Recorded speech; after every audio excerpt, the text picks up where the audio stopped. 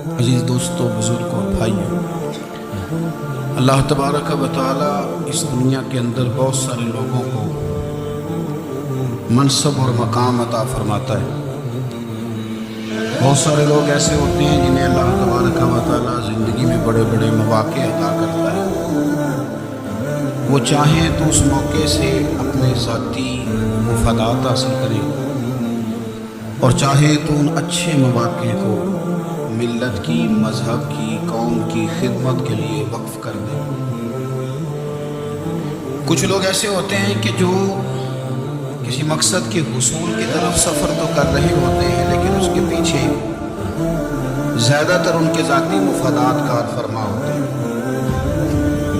और वो अपने दुनियावी मकासद के लिए, अपने और अपने ख़ानदान के दुनियावी फ़वाइद के लिए कोशिश कर रहे होते हैं। ऐसे लोग भी महदूद रह जाते हैं, इनकी सोच भी महदूद रह जाती है और कई दफ़ा कुछ थोड़ी देर के लिए उनके नाम उभरते हैं और फिर हमेशा के लिए दब जाते हैं। कुछ लोग ऐसे होते हैं जो ज़िंदगी के अंदर अल्लाह के लिए, अल्लाह ताला की रज़ा के लिए, रसूल पाक सल्लल्लाहु ताला अलैहि वसल्लम की खुशनुदी हासिल करने के लिए, दीन की, मिल्लत की, मुल्क की सरबुलंदी के लिए आगे आना चाहते हैं।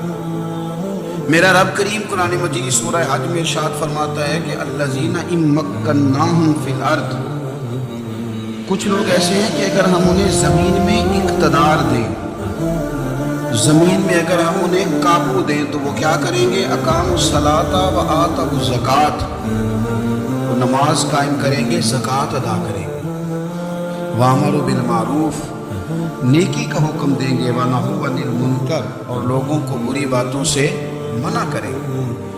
वो दीनी, फिक्री, इस्लाही इनकलाब बर्पा कर देंगे, नमाज को आम करेंगे, ज़कात को आम करेंगे, भलाई का हुक्म देंगे और बुराई से मना करेंगे।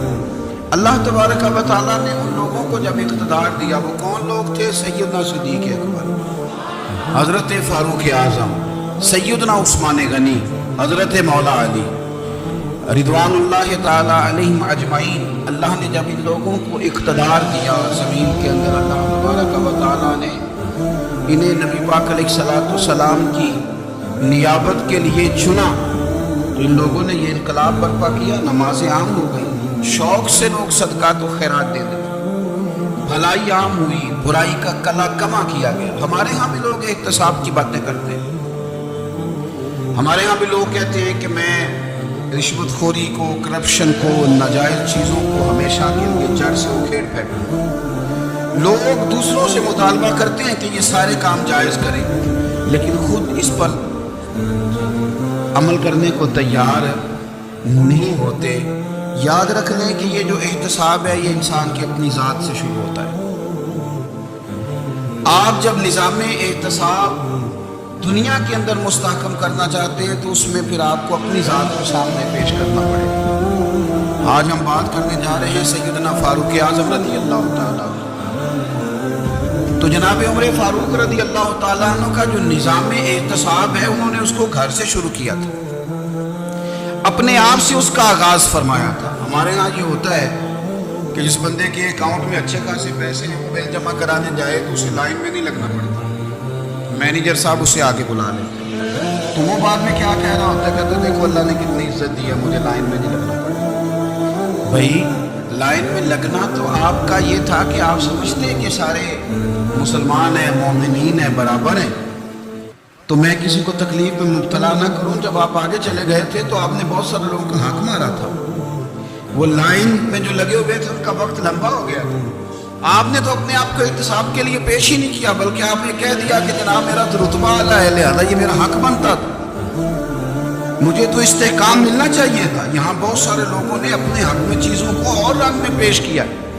सैयदना फ़ारूक़ आज़म रज़ी अल्लाह ताला अन्हु ने इस निज़ाम एहतसाब को अपने घर से शुरू फरमाया।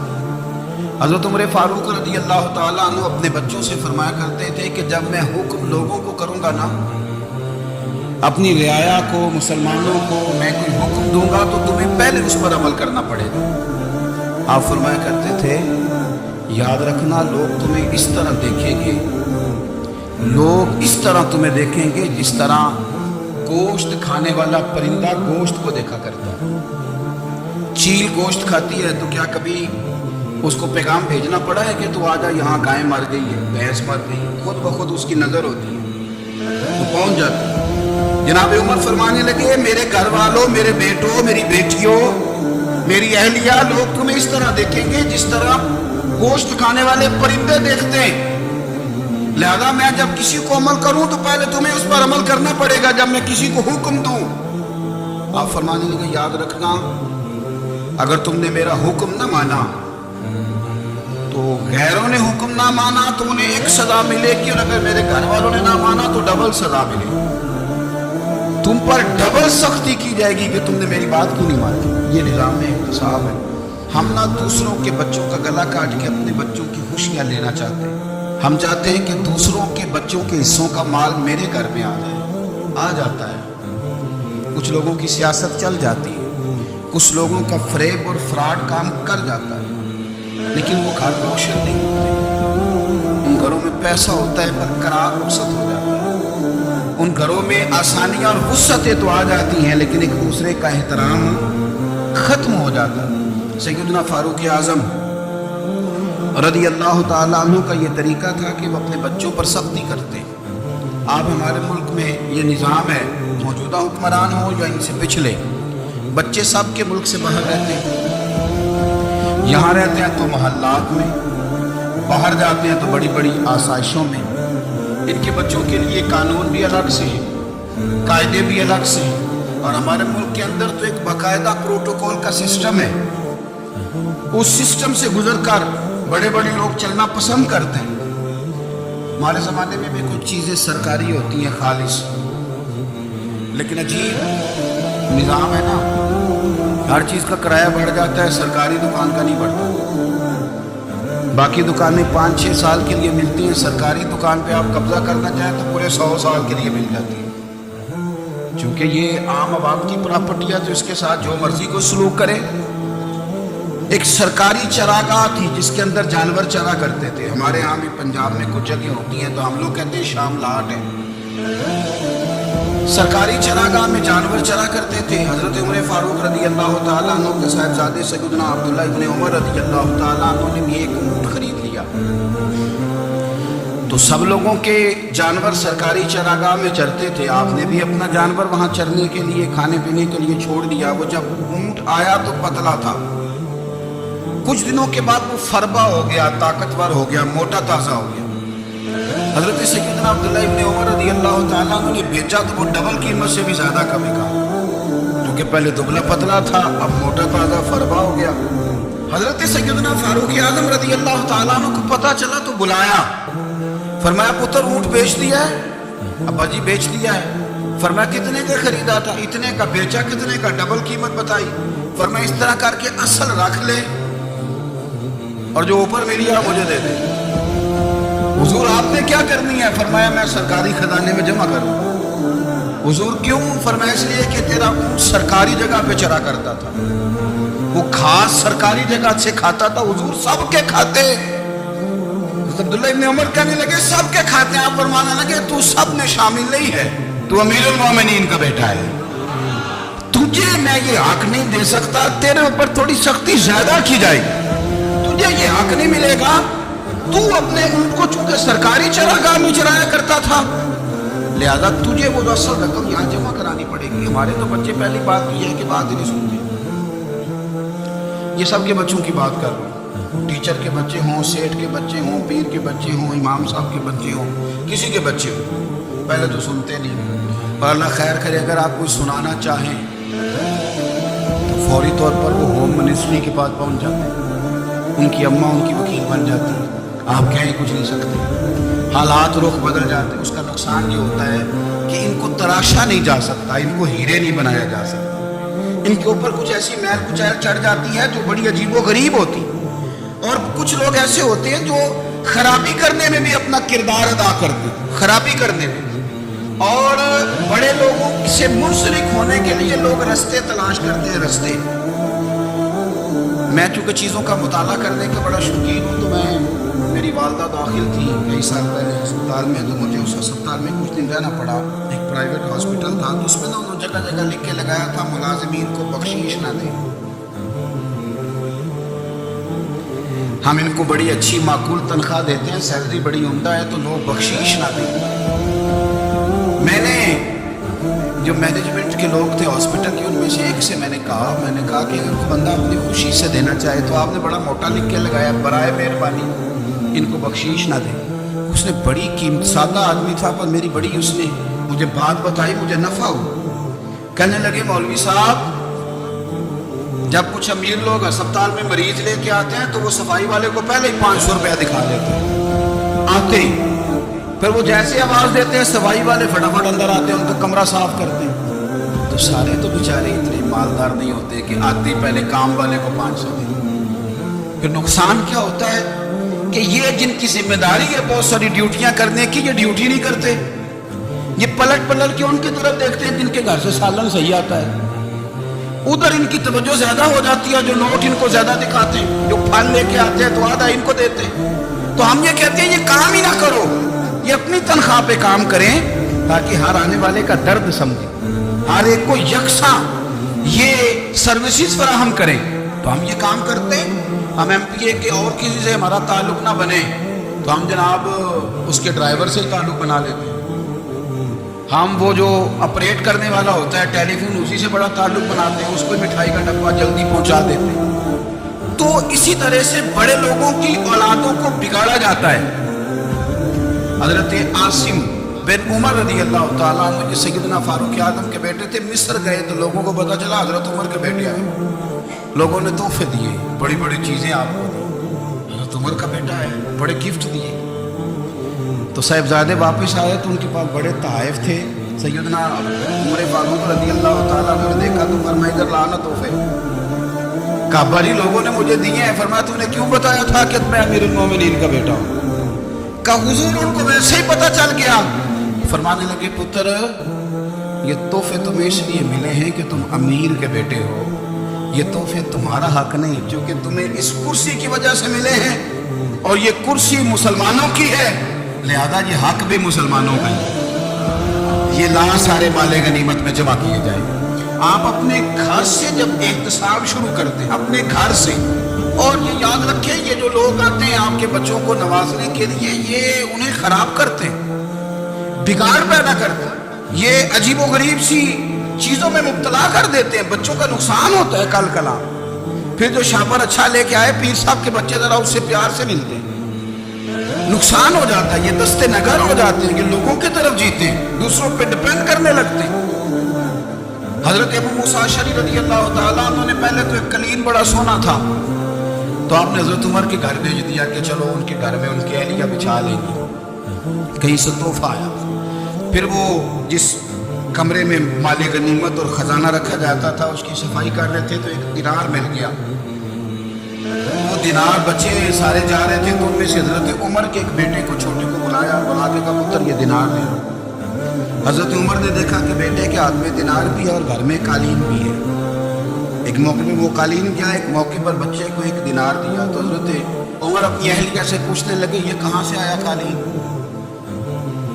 کہا جناب ابو موسیٰ اشعری رضی اللہ تعالیٰ عنہ نے بھیجا۔ بیٹے سے پوچھا دینار کہاں سے آیا؟ کہا مجھے انہوں نے دیا ہے۔ آپ نے وہ دینار بھی لیا اور قالین بھی لیا اور اس کو لپیٹا اور جناب ابو موسیٰ اشعری کو بلایا اور اتنے سخت ناراض تھے، فرمانے لگے ابو موسیٰ اشعری سے کہنا میرے پاس پیدل آئے، گھوڑے پہ نہ آئے، اور جب آئے حضرت ابو موسیٰ اشعری تو جناب عمر اتنے ناراض ہوئے کہ وہ قالین لپیٹ کر تو ان کے سر پہ مار دیا، فرمانے لگے پکڑو اپنا دینار، تمہیں پورے مدینے میں میرے بیٹے کے علاوہ کوئی اور نہیں ملے گا جسے تم خراب کر سکو، میرا پتر ہی ملا تھا بگاڑنے کی، کس نے اجازت دی تم میرے بیٹے کو دینار دو، کیوں لائے تم میرے گھر میں قالین؟ حضرت عمر فاروق رضی اللہ تعالیٰ عنہ فرمانے لگے میں زمین پہ سونے کا عادی ہوں، زمین چٹیل بھی ہو تو رب کا بندہ بن کے سوتا ہوں تو اللہ مجھے آرام اور سکون کی نیند عطا فرما دیتا ہے، مجھے تمہارے مخملوں کی اور قالینوں کی ضرورت نہیں ہے۔ احتساب یہاں سے شروع ہوتا ہے، یہاں سے ہم نا اپنے گھر میں بیٹھ کے مایوس باتیں کرتے ہیں، فلانے کے بچے کہاں پہنچ گئے، فلانے کے بعد بڑا پیسہ آ گیا، میں ایک اچھے مکان میں رہوں، میں یہ کروں، دیکھو مجھے نہیں چھوڑی۔ یہ تو آپ مایوسی والی باتیں کر رہے ہیں، تو آپ کمزور باتیں کر رہے ہیں۔ یہ تو اس طرح کی باتیں تو ہارے ہوئے لوگ کرتے ہیں۔ اس طرح کا لب و لہجہ تو لوگوں کا ہوتا ہے جو احساس کمتری کا شکار ہوتا ہے۔ یہ آپ نے کس طرح کا لب و لہجہ، اور اپنے بچوں کو آپ بھکاری بنا رہے ہیں تاکہ دوسروں کو دیکھیں تو مایوس ہو جائیں۔ اٹھ باندھ کمر کیوں ڈرتا ہے، پھر دیکھو خدا کیا کرتا ہے۔ آپ کا جو احساس ہے وہ اتنا خوبصورت ہو، آپ کے لہجے کے اندر اس قدر ٹھہراؤ ہو، آپ کو اطمینان آ چکا ہو، اور آپ کے بچے کبھی بھی کمپیریزن نہ کریں اپنا کسی کے ساتھ، کبھی بھی انہیں کرنے نہ دیں۔ آپ کبھی وہ کبھی یہ بات نہ کریں کہ فلانے زیادہ اچھا کھاتے پیتے ہیں تو ہم کدھر، کرنے نہ دیں۔ انہیں بتائیں کہ بیٹا اپنی مٹی پہ چلنے کا سلیقہ سیکھو، سنگ مرمر پہ چلو گے تو پھسل جاؤ گے۔ ان کو بتائیں کہ جو تمہارے پاس ہے یہ خدا کا عطیہ ہے، اسی پر تم نے قناعت کرنی کبھی بھی۔ حضرت زید بن حارثہ سے نبی پاک صلی اللہ علیہ وسلم کو بڑا پیار تھا، پھر ان کے بیٹے حضور کے غلام زادے حضرت اسامہ بن زید کے ساتھ بھی حضور بڑا پیار کرتے ہیں۔ لیکن یہ تو مسلمہ حقیقت ہے نا کہ عظمت اور شان تو سیدنا فاروق اعظم کی زیادہ ہے۔ امت کا اتفاق ہے کہ نبیوں کے بعد سب سے بڑا درجہ جناب صدیق اکبر کا، اور پھر اللہ نے مقام عطا کیا حضرت فاروق اعظم۔ یہ بڑے لوگ تھے۔ ایک دفعہ مال تقسیم ہو رہا تھا تو حضرت عمر رضی اللہ تعالیٰ عنہ نے نا حضرت اسامہ بن زید کو 4000 دینار دیے، اور اپنے بیٹے عبداللہ ابن عمر کو 3000 دینار دیے۔ تو حضرت عبداللہ ابن عمر گھر جا کے کہنے لگے ابا جی اسامہ میں وہ کون سی خوبی ہے جو میرے اندر نہیں، اور اسامہ کے باپ میں وہ کون سی خوبی ہے جو آپ کے اندر نہیں۔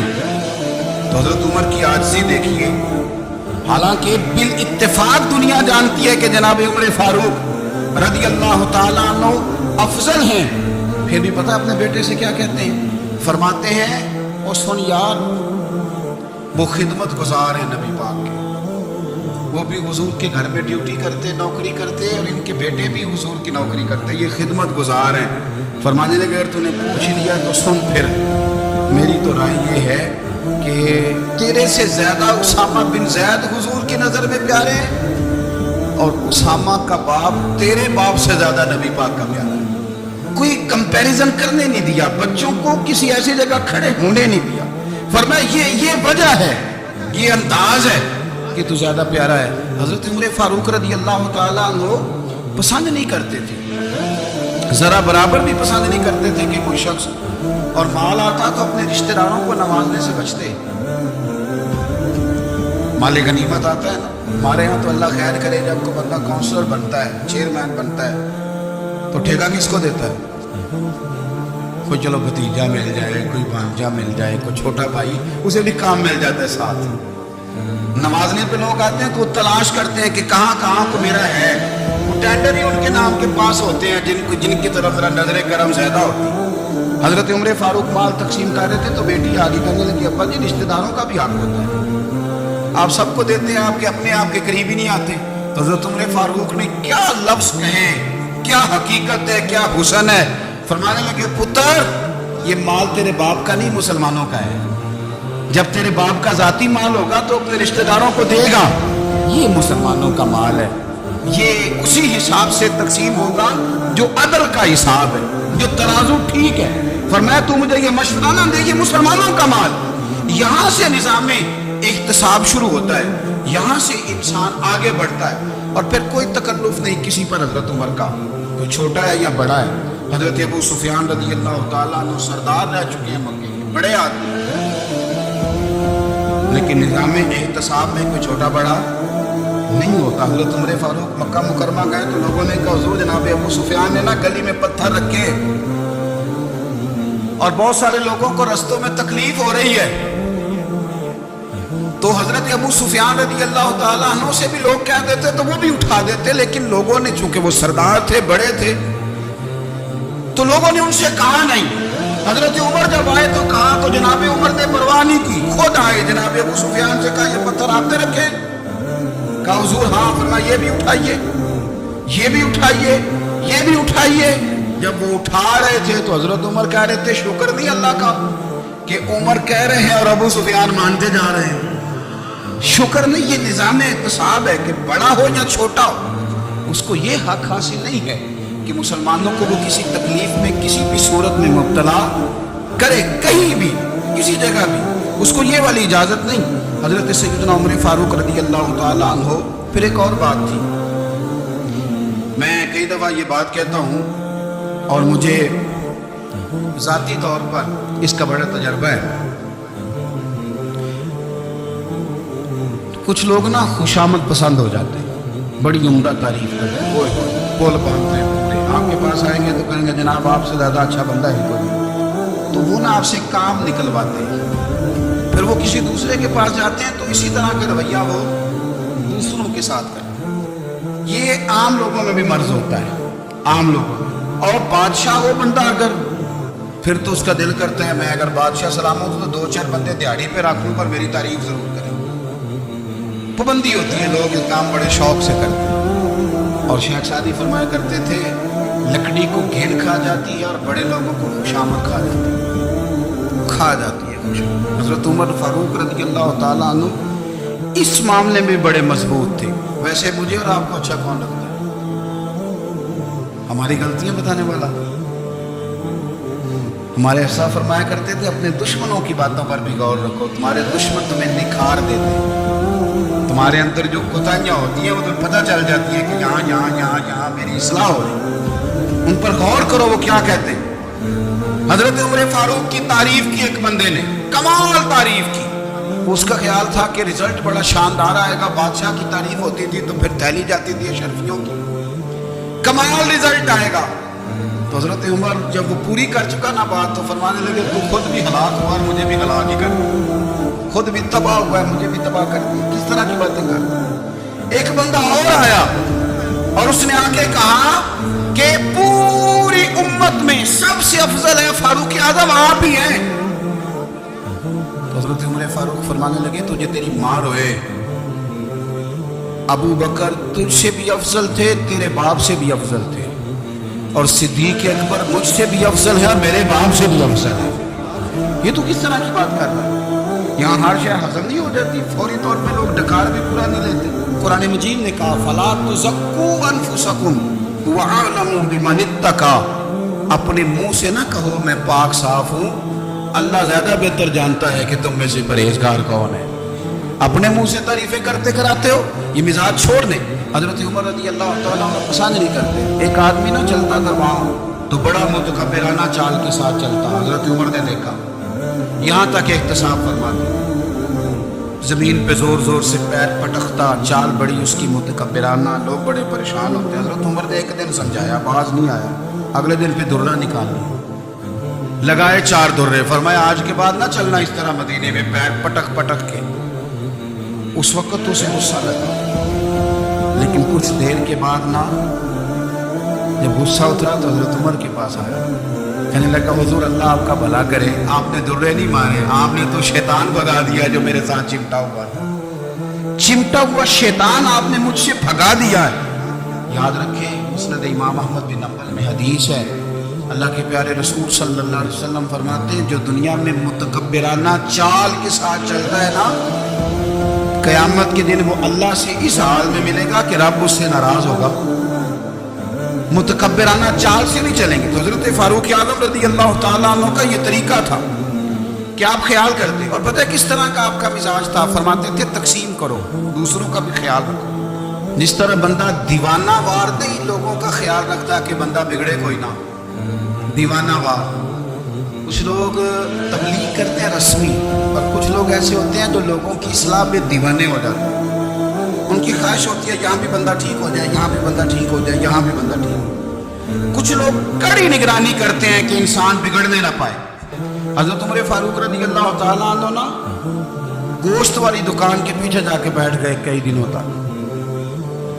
وہ کہنے لگا حضور یہاں کیا ہے؟ فرمایا تو اپنا کام کرنا. گوشت والی دکان پہ بیٹھے، کام کر اپنا، نگرانی کرنے لگے حضرت عمر. پھر آپ نے نا وہ بندے پکڑ لیے. کون؟ جو 2 دن مسلسل گوشت خریدنے آئے. पकड़ के खड़ा कर लिया, फरमाया तू कल भी गोश्त लेने आया था? हुजूर हाँ। फरमाया आज फिर खाएगा? हुजूर जी। तो आप फरमाने लगे क्या तेरे मोहल्ले से गुर्बत खत्म हो गई है? तेरे रिश्तेदार सारे पेट भर के खाते हैं, तू दो दो दिन गोश्त लेने आता है? फरमाया आज के बाद मुसलसल गोश्त लेने आया तो दुर्रे से मारूंगा, खबरदार ये काम ना करना। यहाँ तक निज़ाम एहतिसाब का जब ख्याल रखा जाए फिर हालात बिगड़ा नहीं करते, फिर वो काबू में रहा करते। हज़रत उमर फारूक रज़ी अल्लाह तआला अन्हु इस तरतीब के साथ इस्लाह करते, इस तरतीब के साथ सैयदना फारूक आज़म रज़ी अल्लाह तआला अन्हु की एक बात आखिर में अर्ज़ करनी है, वो मैं भी अपने ऊपर लागू करूँगा, गौर करें। हज़रत उमर फारूक रज़ी अल्लाह तआला अन्हु ने ना खत लिखा हज़रत अबू मूसा अशअरी को।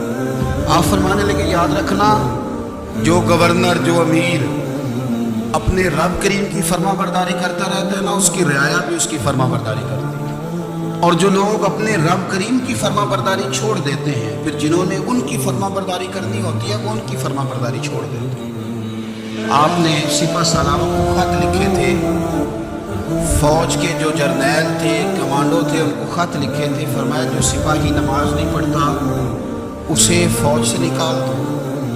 और साथ लिखा था याद रखो जो रब का वफादार नहीं वो हमारा कैसे हो सकता है, निकाल दो उन लोगों को, फौज से अलग कर दो। हम आज जो बेपनाह परेशान हैं, हमारे बच्चे बात नहीं मानते, शागिर्द बात नहीं मानते, हम शिकवे करते हैं बेदबी पढ़ कर। अदब के साथ मैं गुजारिश करूँगा बड़ों की बारगाहों में, जो मेरी तरह के बड़े बड़े हो, बुजुर्गों से नहीं बात करता, उनसे मैं कहूँगा कि हमें एक दफ़ा अपने ऊपर भी तो गौर कर लेना चाहिए। कहीं ऐसा तो नहीं है कि हम जब तक अल्लाह ताला के फर्मा बरदार थे, जब तक हम तकवे के मेयार पर थे, हमारी बात मानने वाले हमारी बात मान रहे थे। कहीं ऐसा तो नहीं कि हम उस मेयार से हिल गए हैं, अब जो हमारे फर्मा बरदार थे वहाँ से हिल गए। हज़रत उमर रज़ी अल्लाह तआला अन्हु फरमाया करते थे कि लोगों को उजब में मुब्तला नहीं होना चाहिए। खुद पसंदी का जो माहौल होता है, इससे लोगों को हमेशा निकलना चाहिए। हज़रत उमर के एक साहबजादे ने कंघी कर ली, अच्छा लिबास पहन लिया तो दुर्रा मारा जनाब उमर ने। तो आपकी बेटी कहने लगी अब्बा ये तो बिल्कुल जायज़ है, अच्छे कपड़े पहनना, अच्छा लिबास पहनना और साथ में कंघी कर लेना, इस पर दुर्रा क्यों मार दिया? तो आप फरमाने लगे बेटा ये खुद पसंदी में मुब्तला होने लगा था, ये अपने आप को बहुत भला समझने लगा था, इसका ख्याल था कि मैं यूँ मेरे अलावा कोई नहीं। ये उस मकाम पे जा रहा था जहाँ इसकी तरबियत रुक जाती, इसलिए दुर्रा मारा है। एक दफ़ा हुकूमती मामलात के अंदर आपकी अहलिया ने मशवरा देना चाहा, बड़े काम बीबियाँ नहीं करती, बड़े बड़े मामलात में मुदाखलत नहीं करती। हमारे बर्रे सगीर में वो बादशाह नहीं गुजरा कि जो फैसला करता था तो कुर्सी पे बैठ जाता था और पर्दे के पीछे उसकी बीवी बैठ जाती थी, और जब वो फैसला सुनाने लगता तो यूं गर्दन पीछे करता और अहलिया जो कहती वो फैसला सुना देता। लेकिन एक दफ़ा खातून ने एक आदमी को हज़रत उमर ने माजूल किया तो आपकी अहलिया ने उस आदमी की अहलिया से मिली होगी, तो खातून ने ज़रा सिफारिश करनी चाहिए। तो जनाब उमर फारूक रज़ी अल्लाह तआला अन्हु के हाथ में असा था, डंडा था, 2-3 दफ़ा ज़मीन पे मारा और मैं तुम्हें किसने इजाज़त दी हुकूमती मामलात में मशवरा देने की? ये मशवरा मौला अली देंगे या उस्मान गनी देंगे? आपको किसने इजाज़त दी? वो हुकूमती मामला, वो मुसलमानों का इज्तिमाई मामला, वो मुसलमान देखेंगे, आपको इसमें आने की इजाज़त नहीं है। जो आपकी जिम्मेदारियां हैं, आपके हुकूक हैं, उन पर आप बात करें। तो भाई निज़ाम में एहतसाब अपनी ज़ात से शुरू करें। हमारी औलादें, हमारे बच्चे, वो बाहर से उन्होंने ज़्यादा असर नहीं लिया, हमने उन्हें बताया है कि हम बड़े गरीब हैं, हम बड़े मजबूर हैं, हम तो बड़े कमज़ोर हैं, हमारी तो सुनता कोई नहीं, ये तो अमीरों का मुल्क है, इसमें तो फलाने फलाने को अहमियत हासिल है। इन बातों ने हमारे बच्चों को कमज़ोर किया, इन बातों ने हमारे बच्चों के दिलों में एहसास कमज़ोरी पैदा किया। आप इनको जीना सिखाएं, आप इन लोगों को बतलाएं कि रब करीम ने जो तुम्हारे लिए बेहतर समझा वो तुम्हें अपने फजल से बड़ा अता फरमाया है। आप इनको इनके मकाम पर रहकर खुददार और कनात पसंद होना सिखाएं। आप यकीन करें घर अमन वाला बन जाएगा। बच्चे अगर भुना हुआ गोश्त खा रहे हों और फिर भी लाड़ी रहे हों कि मसाला मेरी मर्जी का नहीं, स्टाइल मेरी मर्जी का नहीं, टेस्ट मेरी मर्जी का नहीं, یہ والا گوشت میں نے نہیں کھانا، یہ اس طرح کر کے بنا ہوتا تو پھر میں نے کھانا تھا۔ وہ زیادہ خوفناک صورتحال ہو جاتی ہے۔